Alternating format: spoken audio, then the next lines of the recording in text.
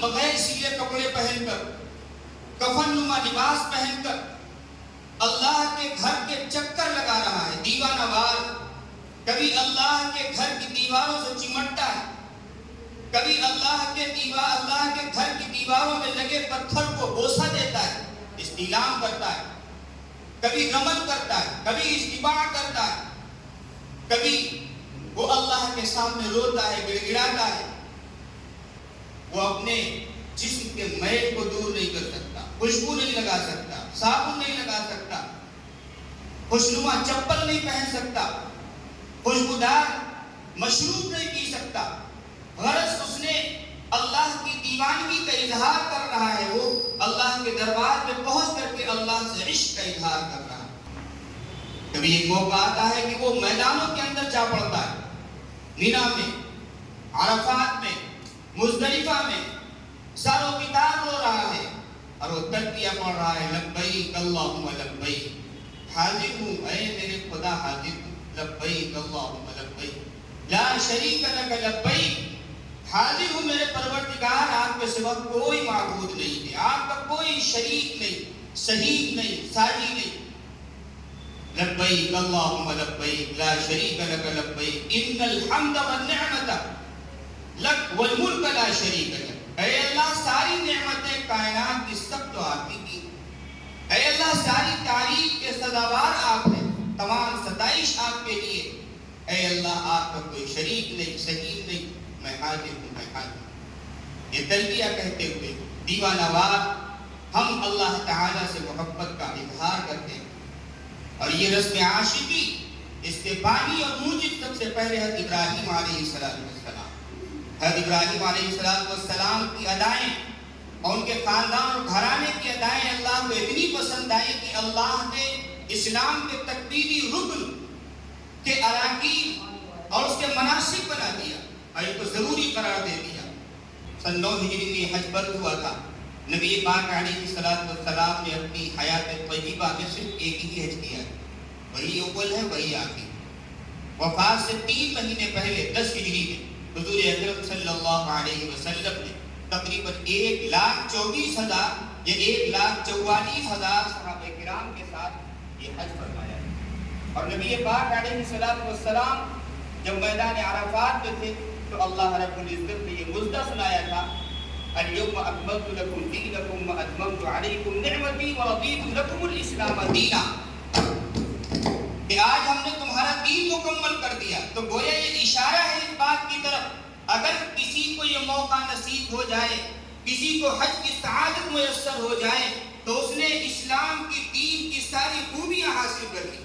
کیوں؟ اس لیے کہ میدان عرفات میں آیت نازل ہو رہی ہے، اليوم اکملت لکم دینکم واتممت علیکم نعمتی ورضیت لکم الاسلام دینا۔ بہرحال یہ حج انتہائی مبارک عمل ہے، اسلام کا ایک اہم فریضہ ہے۔ اسی وجہ سے نبی پاک علیہ السلام نے اس شخص کے بارے میں وعید ذکر فرمائی کہ جس کو گنجائش ہو بیت اللہ کا حج کر سکتا ہے، اس کے باوجود اگر وہ حج نہیں کرتا ہے، فرمایا وہ یہودی ہو کر مرے یا نصرانی ہو کر مرے، اللہ کو کوئی پرواہ نہیں۔ من ملک دارا وعاقلۃ ولم یحج فلا علیہ ان یموت یہودیا او نصرانیا۔ کیوں؟ اس لیے کہ اللہ رب العزت نے ارشاد فرمایا وَلِلَّهِ عَلَى النَّاسِ حِجُّ الْبَيْتِ مَنِ اسْتَطَاعَ إِلَيْهِ سَبِيلًا، اللہ نے حکم دیا۔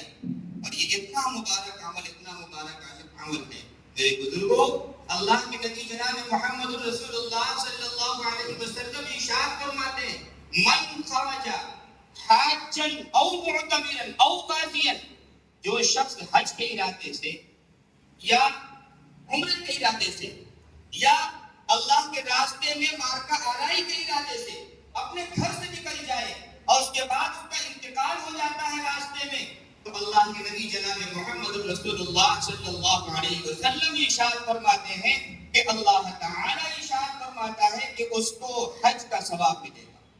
گھر سے باہر نکلتے ہی اگر انتقال ہو جائے، ارادہ کیا تھا حج کا لیکن موت سے آدھا پہنچا، تو اللہ حاجیوں کی سب پہ اٹھائے گا، معتمرین کی سب پہ اٹھائے گا۔ فضیلت بلکہ ایک روایت میں تو فرمایا کہ الحاج والعمار وفد اللہ، حج کرنے والے اور عمرہ کرنے والے یہ اللہ کے مہمان، ان دعوا اجابهم، اللہ سے جو مانگے اللہ قبول کر لے. اس سے بڑی سعادت کوئی نہیں ہو سکتی. اللہ رب العزت کی دو شانیں نہایت نمایاں.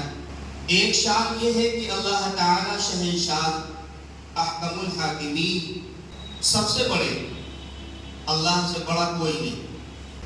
اور دوسری شان یہ ہے کہ اللہ تعالی ان تمام صفات کے جامع ہیں جن صفات کی بنیاد پر کسی کو کسی سے محبت ہو سکتی ہے. اللہ کی جو پہلی شان ہے، اللہ شہنشاہ ہے، تو ہم اقرار کرتے ہیں اللہ کے سامنے اپنی نیاز مندی کا، اللہ کے سامنے ہاتھ باندھ کر کھڑے ہو جاتے ہیں اور انتہائی تذلل کے ساتھ یہ سر ہم زمین پر رگڑتے ہیں، رکھتے ہیں، سجدہ کرتے ہیں اور اللہ سے کہتے ہیں کہ اے اللہ آپ بڑے ہیں، ہم سب سے چھوٹے ہیں. اے اللہ آپ بے نیاز ہیں لیکن ہم محتاج ہیں. تو نماز کے اندر اللہ کی شان کا اقرار ہوتا ہے، زکوٰۃ میں بھی یہی ہوتا ہے مال کے ذریعے سے. لیکن اللہ کی جو دوسری صفت ہے، دوسری شان ہے کہ اللہ تعالیٰ تمام صفات جمال کے سے متصف ہے، جس سے کسی کو کسی سے محبت ہو سکتی ہے. اس کا اظہار ابھی ایک ماہ قبل، ابھی گزشتہ مہینے ہم آپ نے روزے رکھ کر کے اللہ کی اس شان کا اقرار کیا.